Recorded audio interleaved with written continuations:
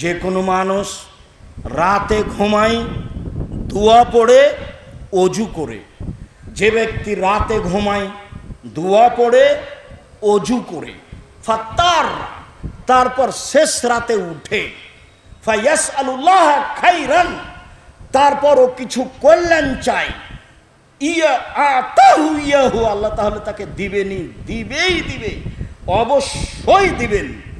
তাহলে পাওয়ার জন্য দোয়া তো পড়তে হবে, অজু করে ঘুমাতে হবে। এমনি যা দোয়ার কথা বলেছি তা তো আপনার জানা আছেই, যেটা এমনি দোয়া আল্লাহুম্মা বিসমি কামতু আহে এইটা আছে, তারপরে আপনার সূরা বাকারার শেষ 2 আয়াত আছে, তারপরে আপনার আয়াতুল কুরসি আছে, তারপরে আপনার সূরা সাজদা সূরা মুলক আছে, তারপরে আপনার ইখলাস ফালাক নাস পড়ে হাতে হালকা থুথু দিয়ে মুখের উপর দিয়ে শরীরের যতদূর যায় এ পর্যন্ত মুছে বলিয়ে নিতে হবে, এইটা আছে।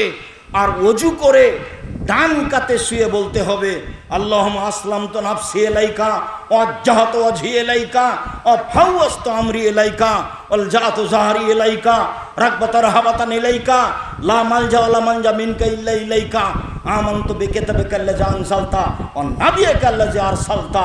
এই দোয়া পড়ে আপনি ঘুমাবেন। অজু করে ভোর রাত্রে উঠে কিছু বলবেন, ফলাফল ভালো হবে ইনশাআল্লাহ। সময়ের ব্যবধান। সম্মানিত দিনী ভাই বোন, আমরা বলছিলাম রাতে উঠে কি করবেন।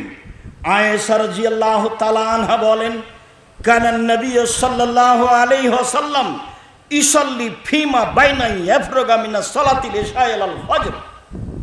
আল্লাহর নবী এশার সালাতের পর থেকে নিয়ে ফজর সালাত পর্যন্ত 11 রাকাত 11 রাকাত সালাত আদায় করতেন। ইসাল্লামু মিন কুল্লি রাকাতাইনে প্রত্যেক 2 রাকাত সালাতে সালাম ফিরতেন। ও ইউতরু বিওয়াহিদাতিন আর 1 রাকাত ভিতর পড়তেন। তাহলে এখানে 10 হয়ে গেল, আর ওখানে 1 থাকলো।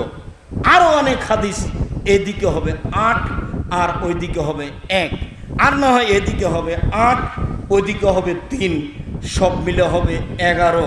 আয়েশা রাদিয়াল্লাহু তাআলা আনহা বলেন, আল্লাহর নবী রাতে এই 11 রাকাত সালাত আদায় করতেন। আপনাকে অভ্যাসী হতে হবে, আপনি চেষ্টা করুন।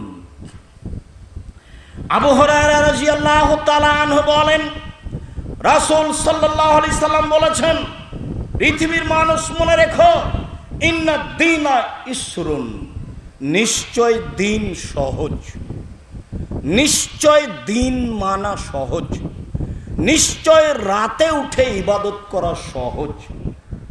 লা ইশাদ্দু দীনা ইল্লা গালাবা আলাইহি, লা ইশাদ্দু দীনা আহাদুকুম, তোমাদের কোনো ব্যক্তি যেন দিনকে কঠিন না করে, নইলে দিন তার উপরে জয়ী হয়ে যাবে। একদিন পুরা কোরআন মাজিদ পড়তে চাইল 8 রাকাত সালাতে, তারপরের দিন আর পারবে না। এইটা কঠিন করে নেওয়া, দিনকে কঠিন করতে হবে না। আয়েশা রাদিয়াল্লাহু তাআলা আনহা বলেন, আল্লাহ নবী বলেছেন, আহাবুল আমাল আদওয়ামুহু ইনকাল্লাহ, নিয়মিত আমল আল্লাহর কাছে প্রিয় কম হলেও, নিয়মিত আমল আল্লাহর কাছে প্রিয় কম হলেও, নিয়মিত আমল আল্লাহর কাছে প্রিয় কম হলেও। তাহলে এই হাদিসের মাঝে নিয়মিত কমের কথা একটু বলি, তাহলে আপনার জন্য সহজ হয়ে যাবে। আবু হুরায়রা রাদিয়াল্লাহু তাআলা আনহু বলেন, রাসূল সাল্লাল্লাহু আলাইহি ওয়াসাল্লাম বলেছেন, ইদা আইকাজা আহলাহু আসাল্লায়া আও সাল্লা রাকাতাইনে জামিয়ান কুতিবা মিনাজ যাকিরিন ওয়াজ যাকিরাত। কোনো মানুষ যদি রাতে নিজে উঠে স্ত্রীকে উঠায় 2 রাকাত সালাত আদায় করে, অথবা 2 জন মিলে একসাথে 2 রাকাত সালাত আদায় করে, একসাথে যদি 2 রাকাত সালাত আদায় করতে চান আপনি আর আপনার স্ত্রী, তাহলে আপনাকে আগে দাঁড়াতে হবে, তাকে পিছে দাঁড়াতে হবে, পাশে দাঁড়ানোর কোনো সুযোগ নেই। পৃথিবীর কোনো মহিলা মানুষ, পৃথিবীর কোনো পুরুষ মানুষের পাশে দাঁড়াতে পাবে না, এই অনুমতি নেই। তাআলা রাসূল বললেন, 2 জন উঠলো 2 রাকাত সালাত আদায় করলো, অন্যথায় দুইজন একসাথে 2 রাকাত সালাত আদায় করলো, তাহলে কুতিবা মিনাল যাকিরিন ওয়াল যাকিরাত, যারা নিয়মিত আল্লাহকে ডাকে ওদের একটা তালিকা আছে, আল্লাহ এদের 2 জনকে তাদের তালিকায় করে দিবেন। আপনারা আপনার স্ত্রীর নামটা ওই তালিকায় ওই চার্টে লিখে দেওয়া হবে, এই কথা মুহাম্মদ সাল্লাল্লাহু আলাইহি ওয়াসাল্লাম বলেন। তাহলে এবার সর্বনিম্ন সালাত চলে আসলো রাতে অন্তত 2 রাকাত। এটা আপনার জন্য সহজ হয়ে গেল, আপনি বেশি পড়েন। তবে আজ থেকেই সম্ভবপর চেষ্টা করবেন রাতে 2 রাকাত সালাত আদায় করা। কেন করবেন? আল্লাহর নবী বলেছেন আলাইকুম বিকিয়ামিল লাইল, পৃথিবীর মানুষ তোমরা রাতে সালাত আদায় করতে শিখো। ফাইন্নাহু তাবুস সালিহিনা কাবলাকুম, তোমাদের অতীতের নবী রাসূল সিদ্দিক শুহাদা পরহেজগার মানুষের অভ্যাস ছিল রাতে সালাত আদায় করা, তাদের আদত ছিল রাতে সালাত আদায় করা, তাদের খাসলাত তাদের গতিবিধি ছিল রাতে সালাত আদায় করা। অতএব পৃথিবীর মানুষ তোমরা রাতে সালাত আদায় করো। দেখো রাতে সালাত আদায় করলে 3টা কাজ হবে। 1, আল্লাহর নিকটে হয়ে যাবা। 2, পাপ মিটে যাবে। 3, পাপ দূরে চলে যাবে। সম্মানিত দিনী ভাই বোন, জরুরি কথা, শেষে এসে রাসূল সাল্লাল্লাহু আলাইহি সাল্লাম বলছেন ওয়াস্তাঈনু বিল গুদওয়াতি ওয়ার রাওহাতি ওয়াশাইয়্যিন মিনাদ দুলজা। পৃথিবীর মানুষ 3টে সময়ে আল্লাহর সাথে কথা বলো, সাহায্য চাও, কথা বলো। 1, ভোর রাত্রে। 1, সন্ধ্যায় সূর্য ডুবার আগে। 1, রাতের কিছু অংশে, ফজরের সলাতের পরে, আসরের সলাতের পরে, সূর্য ডুবা পর্যন্ত। একটা হলো সূর্য ওঠার পূর্বে, সূর্য ডুবার পূর্বে, কাবলা তলুই শামস কাবলাল গুরুব, সূর্য ডুবার পূর্বে, সূর্য ওঠার পূর্বে, সূর্য ডুবার পূর্বে, সূর্য ওঠার পূর্বে, আর রাতের কিছু সময়, এই যে তাহাজ্জুদ। পৃথিবীর মানুষ সাহায্য চাও, আল্লাহর কাছে সাহায্য চাও। সকালে সন্ধ্যায় রাতের কিছু অংশে, সকালে সন্ধ্যায় রাতের কিছু অংশে। দেশের অবস্থা, বন্যার অবস্থা ভালো জানি, দেশের দুর্ঘটনা, জুলুম নির্যাতন ভালো জানি, নিজের অবস্থাও ভালো জানি, ব্যবসা বাণিজ্য, আত্মীয় স্বজন সবার অবস্থায় ভালো জানি। আমি অনুরোধ জানাচ্ছি যারা আমাদের সামনে আছেন, যারা অনলাইনে এখন লাইভে আছেন, যারা সময়ের গতিতে আমাদের এই বক্তব্য অবগত হবেন, সকল দিনী ভাই বোনকে আমরা আন্তরিকভাবে অনুরোধ জানাচ্ছি যে রাতে সালাত আদায় করতে শিখুন, অন্তত 2 রাকাত, এবং প্রয়োজনীয় কথা রাতে বলুন। আপনি সহজেই ফলাফল পাবেন, শান্তি পাবেন, নিরাপত্তা নেমে আসবে আপনার উপরে। এই কথাই ঠিক, যা রাসূল সাল্লাল্লাহু আলাইহি ওয়াসাল্লাম বলেছেন, যা আল্লাহ তাআলা বলেছেন মর্মে। দেশের অবস্থার সাথে, বন্যার সাথে সাথে আমরা উত্তরবঙ্গের জন্য জামিয়া সালাফিয়া তেঘরা বিরল দিনাজপুরকে সাথে রাখার জন্য জোরালোভাবে অনুরোধ জানাচ্ছি। শিক্ষাই মূলত সব কিছু। শিক্ষা জাতির মেরুদণ্ড, এ কথা তো সবাই বলে, কিন্তু আসলে কি জানে শিক্ষা কাকে বলে? আসলেই কি বুঝে শিক্ষা কাকে বলে? আমি বিগত জমায় জুলুম নির্যাতনের কথা বলতে গিয়ে প্রস্তাবে বলেছি, আমি 71 সাল থেকে বলে আসি, এদেশে কোনো শিক্ষিত মানুষ শিক্ষামন্ত্রী হয়নি। শিক্ষিত মানুষ হতে হবে শিক্ষামন্ত্রী, তাহলে আমার ছেলে মেয়ে কি শিখবে এটা সে বুঝবে, সে চিন্তা ভাবনা করবে।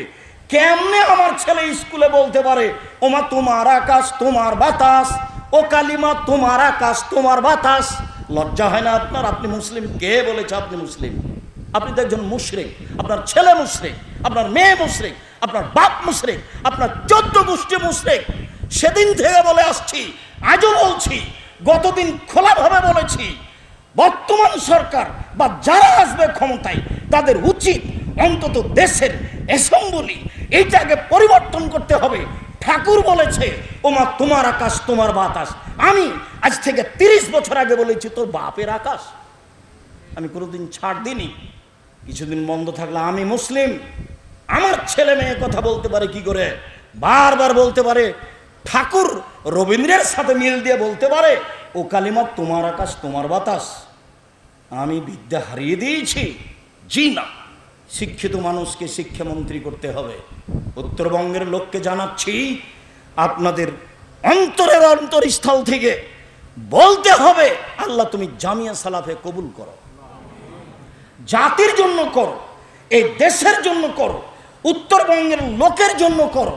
এইটাকে তুমি এইটা মাধ্যম করে দাও যা দিয়ে তোমাকে জানবে, তোমাকে মানবে, যা দিয়ে তোমাকে শিখবে তুমি কে, তোমার নবীকে, তোমার বিধান কি, সব কিছুই জানবে মানবে।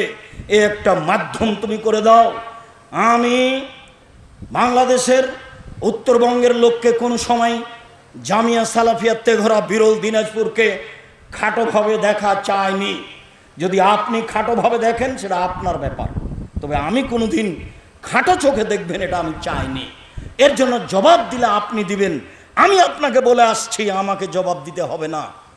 আমি মনে করছি আপনি এটাকে বড় নিয়ামত মনে করবেন, বড় থেকে বড় জাতির জন্য, আপনার জন্য, আপনার ছেলে মেয়ের জন্য, উত্তরবঙ্গের মানুষের জন্য। আল্লাহকে চিনা, আল্লাহকে জানা, আল্লাহকে মানার একটা সবচেয়ে বড় মাধ্যম এটা আমি মনে করি।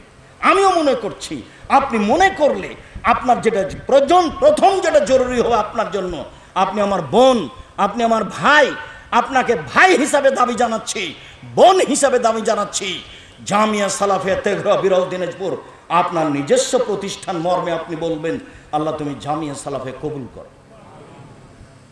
আর আমি চাই না আপনার পয়সা ছাড়া অন্য কোনো পয়সা দিয়ে জামিয়া সালাফে গড়ে যাক, এটা আমি চাই না।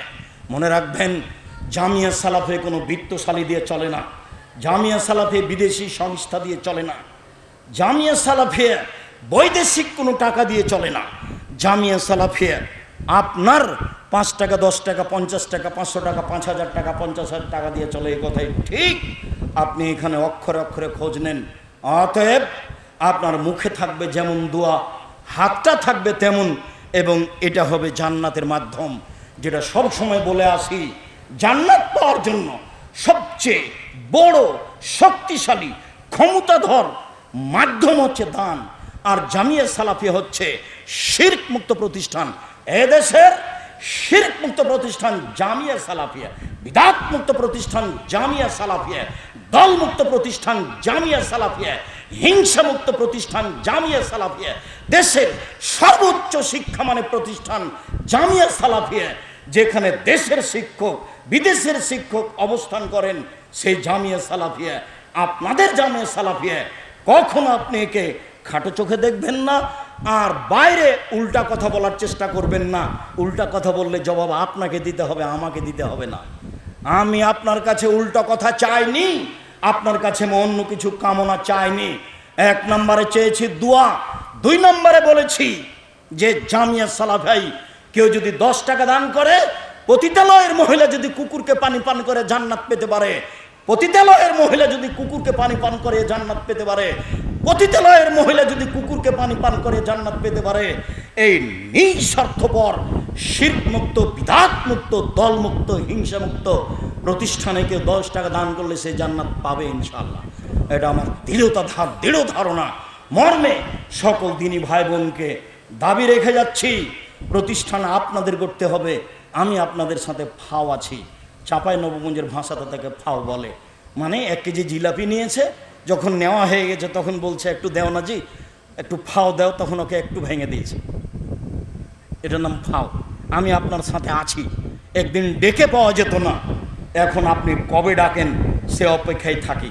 আমি আপনার সাথে আছি, তবে আমি ফাও হয়ে থাকতে চাচ্ছি, দুয়াই থাকবো সবসময়। আপনার জিনিস আপনি গড়বেন, আমি আপনার সাথে আছি, এটাই। অতএব আজ হোক কাল হোক নিজের বোঝা নিজে বহন করতে শিখি। বোঝা মানে পরকালের বিনিময়, জান্নাতের বিনিময়। অতএব আজ কেউ সলাৎ শেষে কেউ উঠে যাবেন না, উঠে যে আমাকে অপছন্দ দিক দেখাবেন না। আপনার সুলিও হবে না, ফাঁসিও হবে না। দেরি করলে আপনি উঠে যাওয়াটা আপনার অপরাধ আমি মনে করি। ছেলেরা যাবে, আপনি সহযোগিতা করবেন, 50 টাকা হোক, 500 টাকা হোক, 1000 টাকা হোক, আমি আছি, বসে থাকবো। সলাতের পরে ছেলেরা যাবে, আমি আছি, বসে থাকবো। 5000, 50,000 টাকা, 1 লাখ আপনি জিম্মেদারি নেন। 4 তলা করেন, 3 তলা করেন, 3 তলা হয়ে 4 তলা করেন, আপনার ছেলে মেয়ে এখানে থাকে, আপনি পরকালের আশায় এই জিম্মেদারি পালন করেন। সবাই তো বলছেন কি ব্যাপার, রাতে রাতে এভাবে হয়ে গেল। হ্যাঁ, রাতে রাতে হয়, তবে জিনে হয় না, আপনাদের দিয়েই হয়, আপনার টাকা দিয়েই এই জামিয়া সালাফে গড়ে উঠেছে, গড়ে উঠবে ইনশাআল্লাহ। বলছি, আল্লাহ তুমি আমাদের যারা মারা গেছে তুমি তাদের কবরের শাস্তি মাফ করো। বিশেষভাবে তেঘরা, বিরল, দিনাজপুরের যেসব মুরব্বী এই প্রতিষ্ঠানকে ভালোবাসত, সময়ের গতিতে তাদের ভালোবাসা ছিল, তারা চলে গেছে, তুমি তাদের কবরের শাস্তি মাফ করো। আমার দিনী ভাই বোন যারা চলে গেছে কবরে, তুমি তাদের কবরের শাস্তি মাফ করো। আমরা যারা অসুস্থ, বাড়িতে হাসপাতালে আছি, তুমি আমাদের কবুল করো। আমরা যারা বাড়িতে হাসপাতালে আছি, তুমি তাদের আরোগ্য সেবা দান করো। আমাদেরকে তুমি তোমাদের রাসূলের পদ্ধতি অনুযায়ী চলার তৌফিক দান করো। তুমি এই জনগণকে যারা নোয়াখালী, ফেনী, কুমিল্লা, চট্টগ্রামের বিভিন্ন স্থানে খুব বিপদগ্রস্ত হয়েছে, তুমি সর্বশক্তিমান, তুমি তাদের উদ্ধার করো। জামিয়া সালাফের পক্ষ থেকে যতটুকু তারা সহযোগিতা করছে, এটুকু তুমি কবুল করো।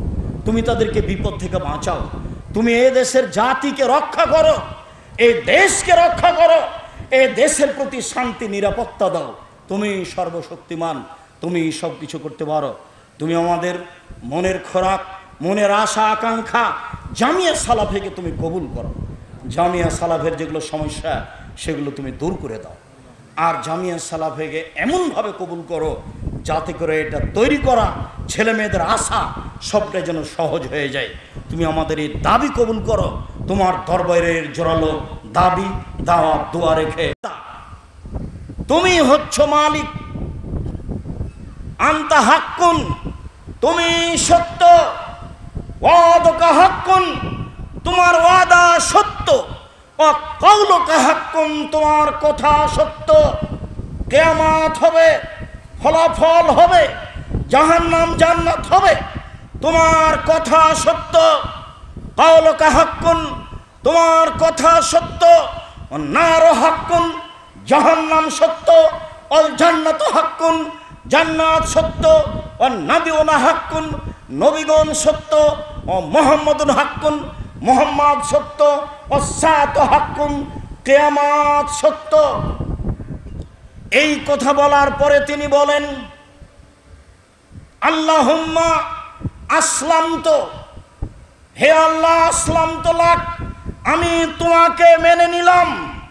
ওয়া আমানতু বিকা, তোমার কাছে আত্মসমর্পণ করলাম। ওয়া তাওয়াক্কালতু আলাইকা, তোমার উপরে ভরসা করলাম। অবেকা নাবত, তোমার নিকটে ফিরে গেলাম। অবেকা খাসান্ত, কথাবার্তা তোমার নিকটে। অবেকা হাকান্ত, বিচার ফয়সালা সব তোমার কাছে। রব্বিক ফিরলি, হে আমার প্রতিপালক আমাকে ক্ষমা করো।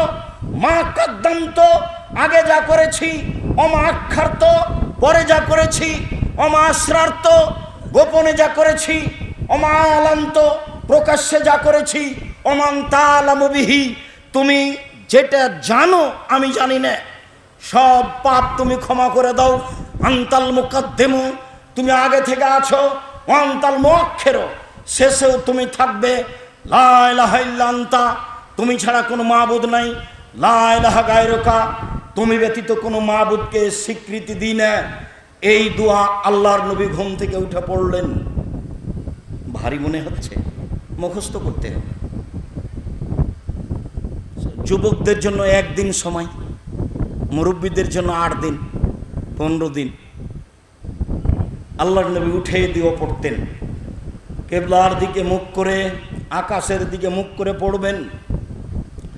উবাদা ইবনে সামিত রাদিয়াল্লাহু তাআলা আনহু বলেন, রাসূল সাল্লাল্লাহু আলাইহি ওয়াসাল্লাম বলেছেন, মান তাররা মিনাল লাইলে, যে ব্যক্তি শেষ রাতে উঠে, রাতের 3 ভাগের 2 ভাগ পার হওয়া যাওয়ার পরে উঠে বলে, লা ইলাহা ইল্লাল্লাহু ওয়াহদাহু লা শারীকা লাহু লাহুল মুলকু ওয়া লাহুল হামদু ওয়া হুয়া আলা কুল্লি শাইইন কাদির। আল্লাহ ছাড়া কোনো মাবুদ নেই, রাজত্ব তার, প্রশংসা তার, সর্বশক্তিময় তিনি। আল্লাহ ছাড়া কোনো মাবুদ নেই, রাজত্ব তার, প্রশংসা তার, তিনি ছাড়া কোনো মাবুদ নেই, সর্বশক্তিমান তিনি। সুবহানাল্লাহে আলহামদুলিল্লাহে ওয়া লা ইলাহা ইল্লাল্লাহু আল্লাহু আকবার। পবিত্রতা বর্ণনা করি তার, প্রশংসা করি তার, তিনি ছাড়া কোনো মাবুদ নাই, তিনি সর্বশক্তিমান। ওয়ালা হাওলা ওয়ালা কুওয়াতা ইল্লা বিল্লাহ। বাহ্যিকভাবে, আন্তরিকভাবে নড়াচড়ার কোনো শক্তি নাই তোমার শক্তি ছাড়া। রব্বিক ফিরলি, আমাকে ক্ষমা করো, রব্বিক ফিরলি, আমাকে ক্ষমা করো। সুম্মা তাফাস্তু জিবা, এরপরে এখন যা বলবে সেটাই মেনে নেওয়া হবে। এই ঘুম থেকে উঠে এই দোয়া পড়ার পরে যদি দোয়া প্রার্থনা করে তাহলে সেটা মেনে নেওয়া হবে। ফাইন তাওয়াদ্দা সাল্লা কুবিলাত সালাতুহু, এখন যদি ওযু করে সালাত আদায় করে তার সালাত কবুল করা হবে। তাহলে বোঝা যাচ্ছে ঘুম থেকে উঠে আকাশের দিকে মুখ করে কোরআন মাজিদের আয়াত পড়ার পরে, লম্বা দোয়া পড়ার পরে এই দোয়াটা পড়ে কিছুক্ষণ দোয়া করতে হবে, তারপরে ওযু করে সালাতে আসতে হবে, যা বোঝা যায়।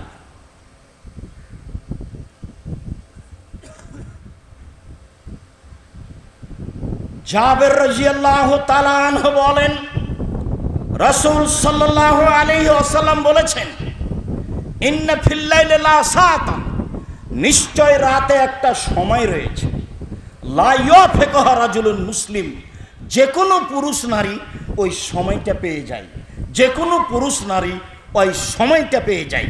ফায়াসআলুল্লাহ খায়রা মিন আমরি দুনিয়া ওয়াল আখিরাহ, তারপরেও ইহকালের কল্যাণ, পরকালের কল্যাণ, ইহকালের কল্যাণ, পরকালের কল্যাণ, যেটাই চাই সেটাই আল্লাহ দিয়ে দিবেন। ওয়াযালিকা কুল্লা লাইলাতিন, এটা প্রত্যেক রাত হয়, এটা প্রত্যেক রাতেই ঘটে। ও উঠে এইভাবে বলবে, তার কথা মেনে নেওয়া হবে। মুআয ইবনে জাবাল রাদিয়াল্লাহু তাআলা আনহু বলেন, রাসূল সাল্লাল্লাহু আলাইহি সাল্লাম বলেছেন, মামিন মুসলিমিন ইয়াবিতু আলা যিকরিন তাহিরান। এই হাদিস একটু বেশি হলো।